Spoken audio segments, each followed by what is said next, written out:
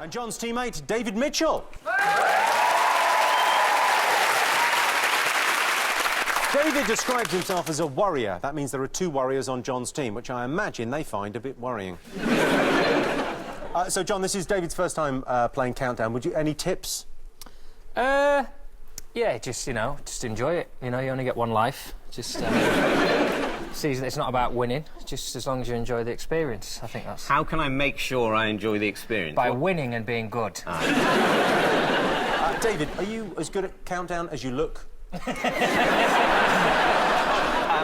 think that it's hard to take that as a compliment, Jimmy. I'm not very good at anagrams. Do anagrams help at all? Well, I mean, you're good with words, but what specifically anagrams? I'm great with words. But just not letters. Words. I see a word as a thing. I don't care what it's made of. If you sort of think a letter is arbitrary, a word, OK, it's a thing, whatever, floor. Can't think of any others. That's the main one. That's the main one. And it's supposedly made up of letters, but it's not made up of letters. It's made up of lines. Some of them are curly, some of them join up, some of them cross each other. It's just lines. And then arbitrarily someone says, "Oh no, that selection of lines, that's a P, and that selection of lines, that's an R." I don't accept that. It's just it's all some lines. Is that why your make books? A word. Is that why your books haven't sold? Yeah.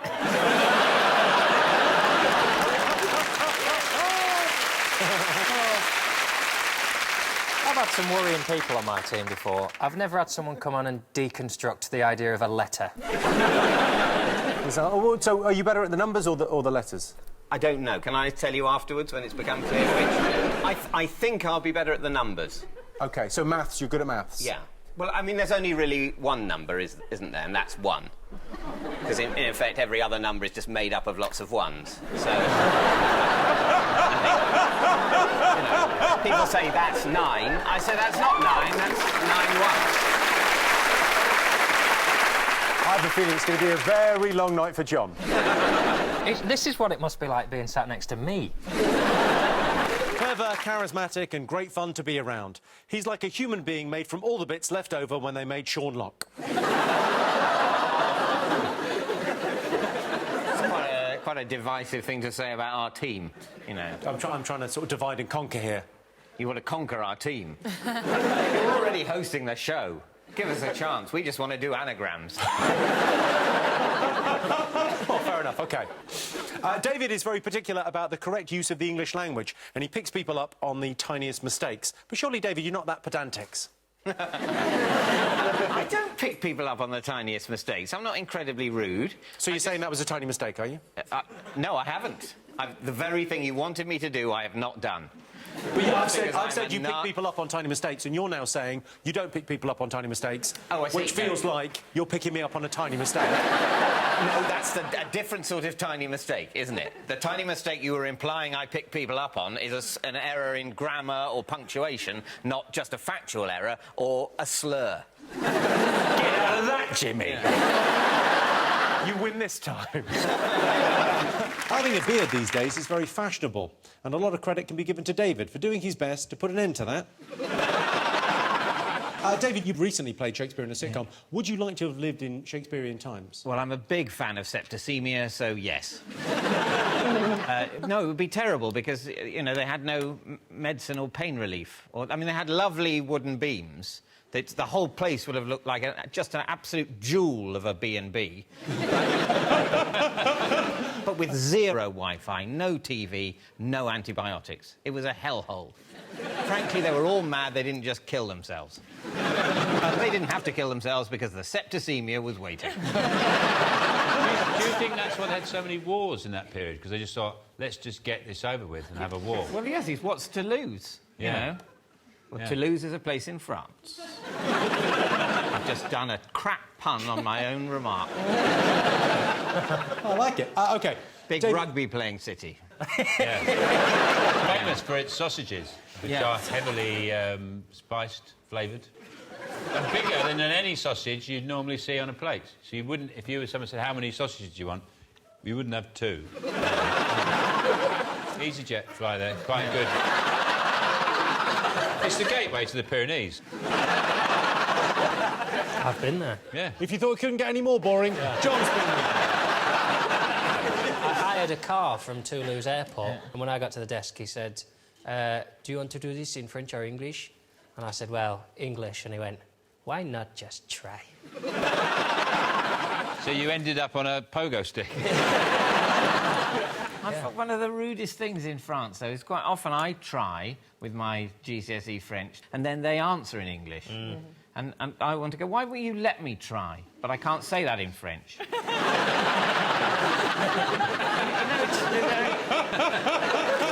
It says here you're not a fan of novelty language, words like simples. Yeah, I don't like people saying simples, because it's from an advert, and people who say simples in their real life are helping to advertise something they've not been paid to help to advertise, which is actually taking, literally, food out of the mouths of actors. Actually, put up an interesting point. Since the referendum, does that mean we have to get rid of the meerkats? That's a very good point. Yeah, I expect there'll be some sort of ritual slaughter of them on television. We'll see. Nigel Farage will appear, naked and erect. And he'll sort those meerkats out. David, it says here your first crush was on Madonna. How are you feeling about her now? It was a long time ago, you know. She's moved on, I've moved on. What do you want me to... You want me to say on television that Madonna is less attractive now? You think that's a useful thing to do for society? To say that actually the way men perceive women is that they become less attractive when they get into middle age and older. I'm not proud of that, but yes, that's the society we're in, Jimmy. Thanks for bringing it up. I'm not even... But I don't think that Madonna's... I mean, she's 55 years of age. She's got the body of a man half that age. Madonna's actually, she's 57. I know that 'cause she's the same age as my mum. And my mum's got a crush on you, so... David, how would you celebrate if you win tonight? Sorry, David, how would you celebrate when you win tonight? I don't think I will. You won't celebrate? I don't think I'll see it as much of an achievement. OK. Sarah's a vegan and loves animals. I also love animals, but they've made it illegal, so I've got to keep quiet about it now. I think that's been illegal your whole life. I don't think there was a point in your life. I don't think up to the age of 27 you were enjoying a consensual relationship with a hamster, and then suddenly killjoys at Westminster said, David, you're fairly well-spoken. Have you got any tips for widening our vocabulary? I don't think I do, no. Yes, there are more than one word for some things. In fact, there's even a word for more than one word for some things, although I can't remember what it is. And if you... Is it lots? It might be lots. I don't think it's lots.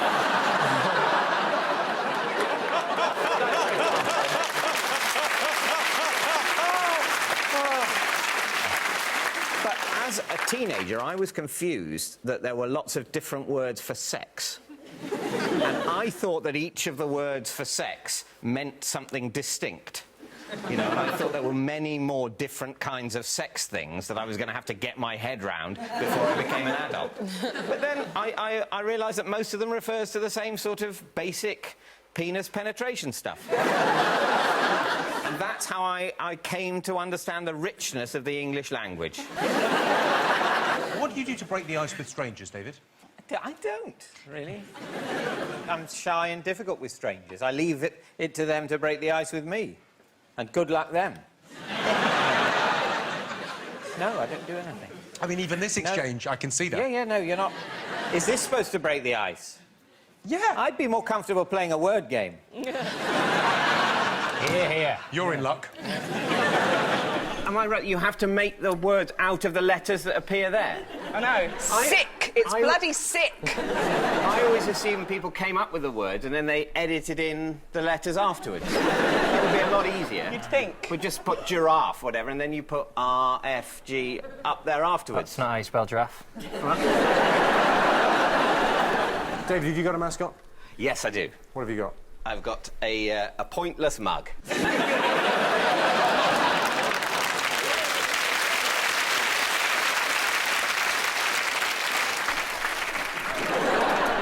What are you playing at? Well, it's a great show, isn't it? Point. It's a really good show. It's bigger than the Countdown muck.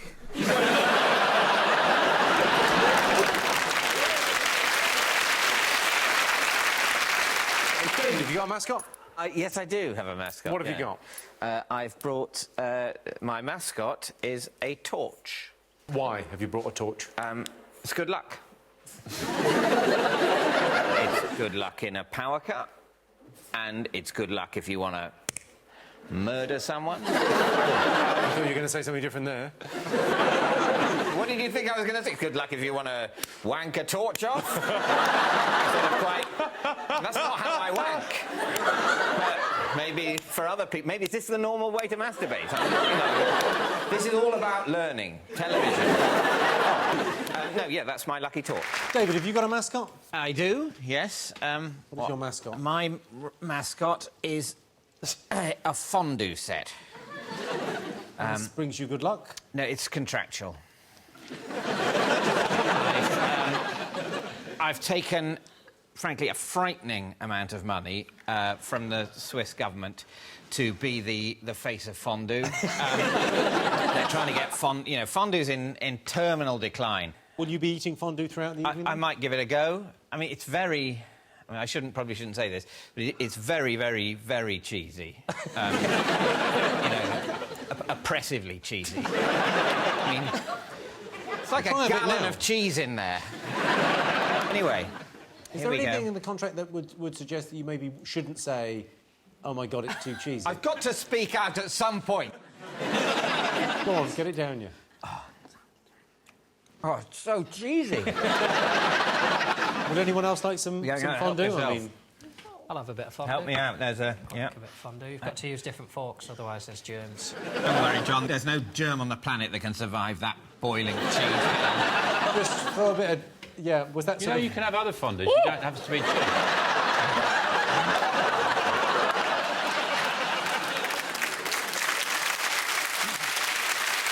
I thought it would be sort of showbiz fondue, but it's really hot, real fondue. It's not... Look at that steam coming off that. I love a gherkin. Help yourself. It's a cornichon, actually. I didn't know where they were from. Oh, the fucking cheese. You should do his cholesterol test before and after. David, have you got a mascot? I do have a mascot, yes. This is actually... it cost me a lot of money on eBay. And this is some of the Duchess of Cambridge, or Kate Middleton as she then was, some of her toenail clippings. And there we go. You see? There's a little toenail clipping of a very, very royal person there. What do you mean, How do you know they're genuine? Well, I mean, they cost me £25,000. That's just not... That can't be ordinary ones, can it? That's definitely from her. The great thing about these is, as DNA technology advances, what I have in here is her DNA code, which means that in the years to come, I will be able to make another one. But then she will have no rights in law. She'll just be my creature. So now it's just the clippings in the tin.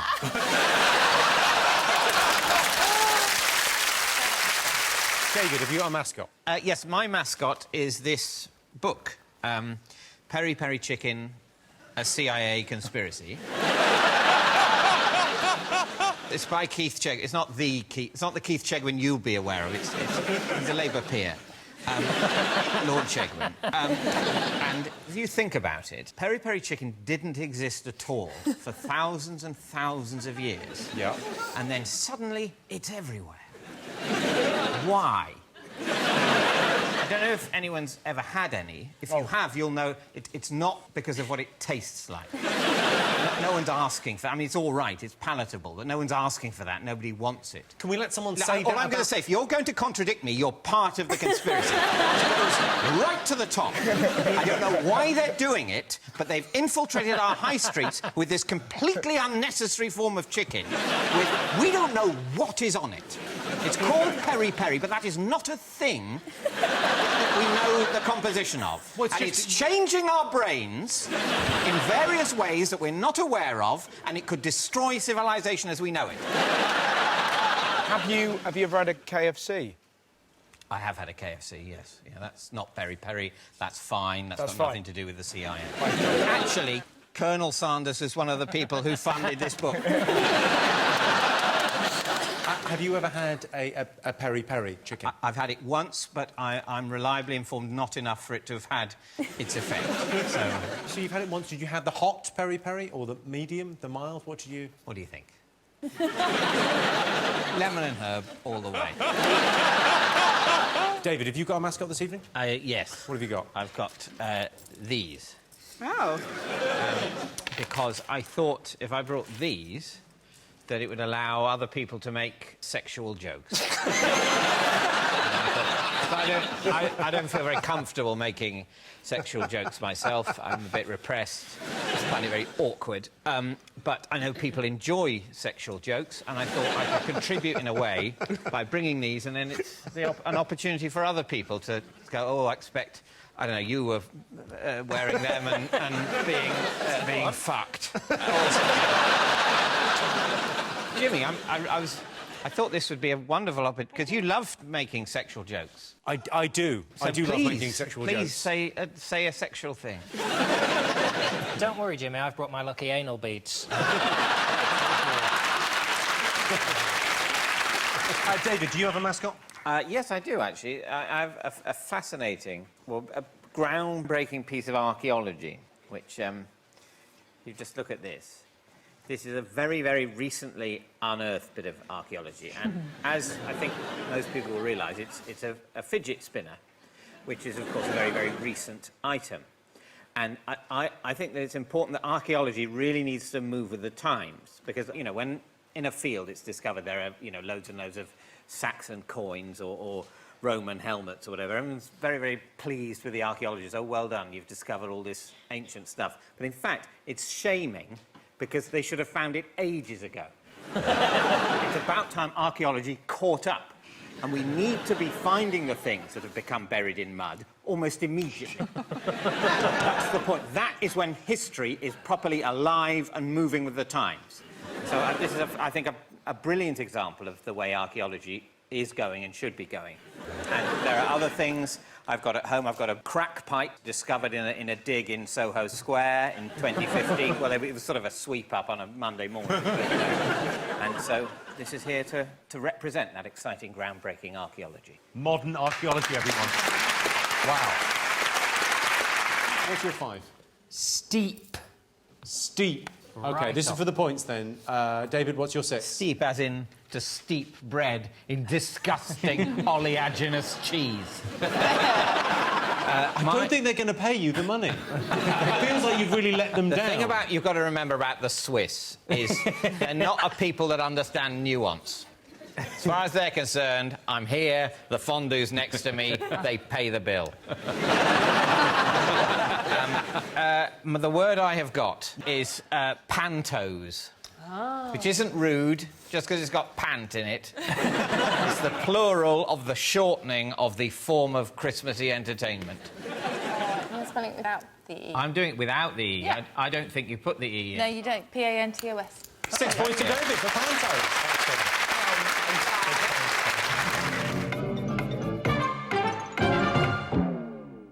John, how many? 6. David? 12. 5. Only 5. That's Okay. less than 6. But it might be a correct word, and John's might be made-up nonsense, so who knows? I'm going with great, as in the thing you, well, either form of great, actually. It's fine. I was going for great expectations. It's an amusing term if you're selling fire surrounds. David, how many? 6. Well, you sound very confident. I mean, I'm confident in the number of letters of the word I've written down. The question is it in the dictionary? Go for it. I'm going to go for it. OK. I'm going to go for it because it doesn't matter at all. Leave. No, it doesn't. I've just realised it doesn't matter at all. I don't want a saxophone.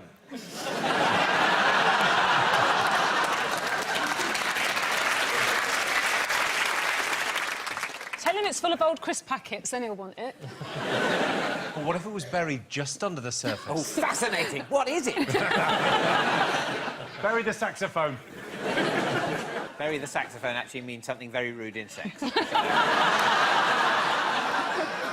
OK, Sean, what's your 5? Diver. David, your 6? Head, as in possessing hair. Could you use that in a sentence? The red-haired man walked into the room and said, "Why the fuck are you questioning my wife?"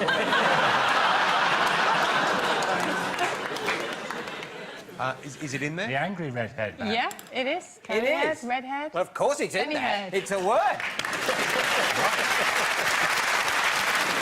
OK, David, what's your 5? Sugar. Sugar. I'm not flirting. I wouldn't have said it in that tone of voice. I would have said it more sexy. Well, give me an idea of what that would have been like. OK, I'll try.